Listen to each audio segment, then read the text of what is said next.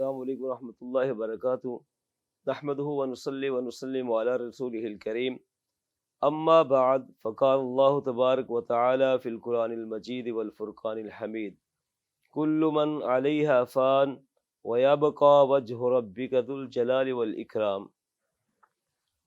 معزز ناظرین کرام، اللہ رب العزت نے اس کائنات کو پیدا کیا اور اس کائنات کے اندر بے شمار مخلوقات کو بسایا، اور یہ کائنات ایک نہ ایک دن فنا ہو جائے گی۔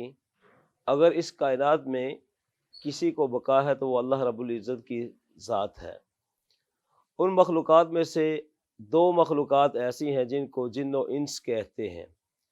ان سے ان کے اعمال کا، جو وہ دنیا میں اعمال کرتے ہیں، اس کے بارے میں قیامت کے دن سوال کیا جائے گا۔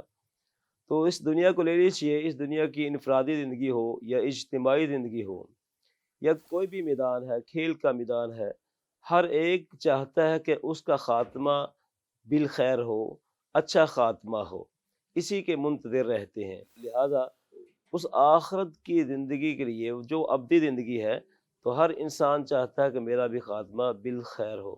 اس سے خاتمہ کا معنی مفہوم، وہ کون سی عادات، خصوصیات، امتیازات اور اوصاف ہیں کہ جن کو اپنانے کے بعد انسان کا خاتمہ، انجام، نتیجہ اور اس کا خاتمہ جو ہے بالخیر ہو جائے، اچھا ہو جائے۔ جب ایسا ہوتا ہے تو اسے شریعت اسلامیہ میں حسن خاتمہ کہتے ہیں۔ حسن خاتمہ کیا ہے؟ ہر چیز کا نتیجہ، رزلٹ، اختتام بڑی اہمیت کا حامل ہوتا ہے۔ اللہ اور اللہ کے رسول صلی اللہ علیہ وسلم کے نزدیک بھی یہ بڑی اہمیت کا حامل ہے۔ رسول کائنات صلی اللہ علیہ وسلم نے فرمایا انما الاعمال بالخواتیم۔ تو لہذا آج ہم اس مختصر پروگرام میں وہ اسباب بیان کریں گے کہ جن کو اپنا کر انسان اپنا خاتمہ بالخیر کر سکتا ہے۔ ان میں سے سب سے پہلا سبب ہے توبہ۔ اللہ رب العزت قرآن مجید میں فرماتے ہیں وَتُوبُوا إِلَى اللَّهِ جَمِيعًا أَيُّهَا الْمُؤْمِنُونَ لَعَلَّكُمْ تُفْلِحُونَ۔ جب انسان اپنے گناہوں سے توبہ طائب ہو جاتا ہے تو اللہ رب العزت اس کی توبہ کو قبول کرتے ہیں۔ بنی اسرائیل کا ایک مشہور واقعہ ہے کہ بنی اسرائیل میں ایک شخص تھا جس نے 99 قتل کیے تھے، اور آخر میں اسے یہ فکر دامن گیر ہوئی کہ یہ دنیا تو عارضی ہے، اس دنیا سے جانا ہے۔ لہذا وہ کسی کے پاس جاتا ہے، کیا میری توبہ کے کوئی اسباب ہیں کہ نہیں؟ ایک صاحب اس کو کہتے ہیں کہ تمہاری توبہ کا کوئی سبب نہیں ہے، لہذا وہ اسے بھی قتل کر دیتا ہے اور وہ 100 کی تعداد کو پورا کر دیتا ہے۔ پھر وہ اسی پریشانی میں کسی اور شخص کے پاس جاتا ہے اور وہ اس کی رہنمائی کرتا ہے کہ فلاں بستی کی طرف چلے جاؤ۔ اب وہ اس بستی کی طرف چلتا ہے اور صدق دل سے اپنے گناہ سے توبہ کرتا ہے، تو اللہ رب العزت اس کی اس توبہ کو قبول کرتے ہوئے اسے معاف کر دیتے ہیں۔ حضرت سیدنا عبداللہ بن مسعود رضی اللہ تعالیٰ عنہ فرماتے ہیں کہ مومن اپنے گناہوں کو ایسے سمجھتا ہے کہ جیسے کسی پہاڑ کے نیچے بیٹھا ہو، وہ ڈر رہا ہو گویا کہ وہ پہاڑ ابھی اس کے اوپر ٹوٹ پڑے گا۔ رسول کائنات صلی اللہ علیہ وسلم ایک یہودی بچے کی تیمارداری کے لیے جاتے ہیں، تو آپ صلی اللہ علیہ وسلم اس بچے کو لا الہ الا اللہ پڑھنے کی تلقین کرتے ہیں۔ وہ بچہ یہودی باپ کی طرف دیکھتا ہے اور وہ اس کو اشارہ کرتا ہے کہ آتے ابل قاسم، کہ ابو قاسم کی یعنی محمد رسول اللہ صلی اللہ علیہ وسلم کی بات مان لو۔ اور وہ بچہ اپنی زبان سے اشہد ان لا الہ الا اللہ کہتا ہے۔ رسول کائنات صلی اللہ علیہ وسلم فرماتے ہیں الحمدللہ الذی انقذہ من النار۔ تمام تعریفیں اللہ رب العزت کے لیے ہیں جس نے اس کو آگ سے بچا لیا۔ جس کا خاتمہ اچھا ہو گیا، خاتمہ بالخیر ہو گیا، وہ انسان آگ سے بچا لیا جاتا ہے۔ دوسرا سبب استقامت ہے۔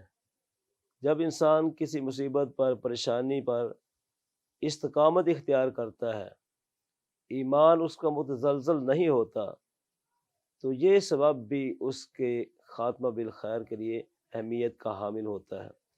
اللہ رب العزت نے قرآن مجید میں فرمایا ان الذین قالوا ربنا اللہ ثم استقاموا تتنزل علیہم الملائکہ الا تخافوا ولا تحزنوا وَأَبْشِرُوا بِالْجَنَّةِ الَّتِي كُنْتُمْ تُوعَدُونَ۔ رسول کائنات صلی اللہ علیہ وسلم کی زندگی سے کون واقف نہیں ہے کہ وہ عزم و استقلال کے پہاڑ تھے۔ اسی طریقے سے اصحاب رسول صلی اللہ علیہ وسلم پر وہ کون سی مصیبتیں اور آفات نہیں تھیں کہ جو ان پر نہ ٹوٹی ہوں، مگر اس کے باوجود بھی انہوں نے صبر و استقلال سے عزم و استقلال کا مظاہرہ کیا۔ چوتھا سبب یہ ہے کہ انسان کبیرہ گناہ ترک کر دے اور چھوٹے چھوٹے گناہوں پر اصرار نہ کرے۔ رسول کائنات صلی اللہ علیہ وسلم نے فرمایا، چھوٹے چھوٹے گناہوں سے بچتے رہو۔ ان کی مثال اس قوم کی ہے کہ جنہوں نے ایک وادی میں پڑاؤ ڈالا، ایک شخص ایک تنکا لاتا ہے، دوسرا شخص دوسرا تنکا لایا، یہاں تک کہ انہوں نے اسے روٹی پکا لی۔ اگر چھوٹے چھوٹے گناہوں پر بندے کا مواخذہ شروع ہو جائے تو وہ اسے ہلاک کر دیں گے۔ لہذا بڑے گناہ جسے کبیرہ گناہ کہتے ہیں اس سے تو اجتناب کرنا ہی کرنا ہے، چھوٹے گناہوں پر دوام نہیں کرنا، اصرار نہیں کرنا۔ اگر ایسا کریں گے تو اور اس پر مواخذہ ہو گیا تو یہ انسان کو چھوٹے گناہ بھی ہلاک کر دیں گے۔ اسی طریقے سے تقوی اسباب بالخیر، حسن خاتمہ کے اسباب میں سے ایک اہم سبب ہے کہ جب کسی کے دل میں اللہ کا ڈر پیدا ہوتا ہے تو اللہ تعالیٰ اس کے معاملات کو آسان کر دیتے ہیں۔ وہ حضر میں، سفر میں، لوگوں کے سامنے اور لوگوں کے پیچھے، خلوت جلوت میں، ہر حال میں اللہ رب العزت کا ڈر اپنے دل میں بٹھائے رکھتا ہے۔ اللہ رب العزت نے قرآن مجید میں فرمایا وَمَن يَتَّقِ اللَّهَ يَجْعَل لَّهُ مِنْ أَمْرِهِ يُسْرًا، اور جو شخص اللہ سے ڈرتا ہے اللہ تعالیٰ اس کے معاملات کو آسان فرما دیتا ہے۔ اب بھلا بتلائیے موت سے بڑا کون سا معاملہ ہو سکتا ہے، اور جس کو اللہ تعالیٰ آسان فرما دیں تو اس سے بہتر بات کیا ہو سکتی ہے۔ اسی طریقے سے نیکیوں پر ہمیشگی کرنا، اللہ کے ذکر پر ہمیشگی کرنا، چاہے وہ ذکر وہ نیکی تھوڑی ہی کیوں نہ ہو۔ رسول کائنات صلی اللہ علیہ وسلم نے فرمایا ان احب الاعمال الی اللہ ادومها وان قل۔ سیدنا معاذ بن جبل رضی اللہ تعالی عنہ بیان کرتے ہیں کہ رسول اللہ صلی اللہ علیہ وسلم نے فرمایا من کان آخر کلامہ لا الہ الا اللہ دخل الجنہ، جس شخص کا آخری کلام لا الہ الا اللہ ہوا وہ جنت میں داخل ہوگا۔ حال ہی میں کویت کے ایک بہت بڑے شیخ الحدیث تھے، وہ درس حدیث ارشاد فرما رہے ہیں اور اسی حدیث پر کہ من کان آخر کلامہ لا الہ الا اللہ دخل الجنہ درس حدیث ارشاد فرما رہے تھے، اور انہی کلمات پر، لا الہ الا اللہ کلمات پر ان کی روح اس دنیا فانی سے کوچ کر جاتی ہے۔ اس کو کہتے ہیں خاتمہ بالخیر، کہ جس کا خاتمہ اچھا ہو جائے۔ ایسے اعمال چاہے مختصر ہوں، چھوٹے ہوں، اور اس پر دوام کیا جائے، ہمیشگی کی جائے، اور بندے کی موت جو ہے وہ نیکی پر آنی چاہیے۔ یہ بھی خاتمہ بالخیر کے اسباب میں سے ایک بہترین سبب ہے کہ بندے کی موت نیکی پر آئے۔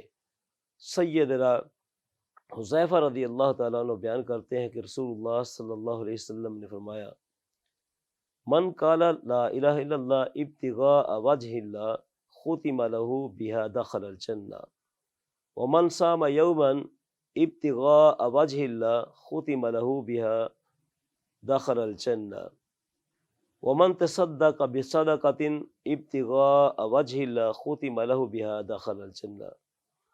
جس شخص نے لا الہ الا اللہ، اللہ کی رضا تلاش کرتے ہوئے کہا اور اسی پر اس کا خاتمہ ہوا تو وہ جنت میں داخل ہوگا، اور جس شخص نے ایک دن کا روزہ اللہ کی رضا تلاش کرتے ہوئے رکھا، اس کا خاتمہ اسی پر ہوا تو وہ بھی جنت میں داخل ہوگا۔ اسی طرح رسول کائنات صلی اللہ علیہ وسلم نے فرمایا وَمَن تَصَدَّقَ بِصَدَقَةٍ ابْتِغَاءَ وَجْهِ اللَّهِ خُتِمَ لَهُ بِهَا دَخَلَ الْجَنَّةَ، اور جس شخص نے صدقہ اللہ کی رضا اور خوشنودی کے لیے کیا اور اسی پر اس کا خاتمہ ہوا تو وہ شخص بھی جنت میں داخل ہوگا۔ اللہ رب العزت سے دعا ہے کہ اللہ رب العزت ہمیں وہ اسباب اختیار کرنے کی توفیق عطا فرمائے جن سے ہمارا خاتمہ بالخیر ہو جائے۔ اللہ رب العزت ہمیں ان باتوں پر عمل کرنے کی توفیق عطا فرمائے۔ وآخر دعوانا ان الحمد للہ رب العالمین۔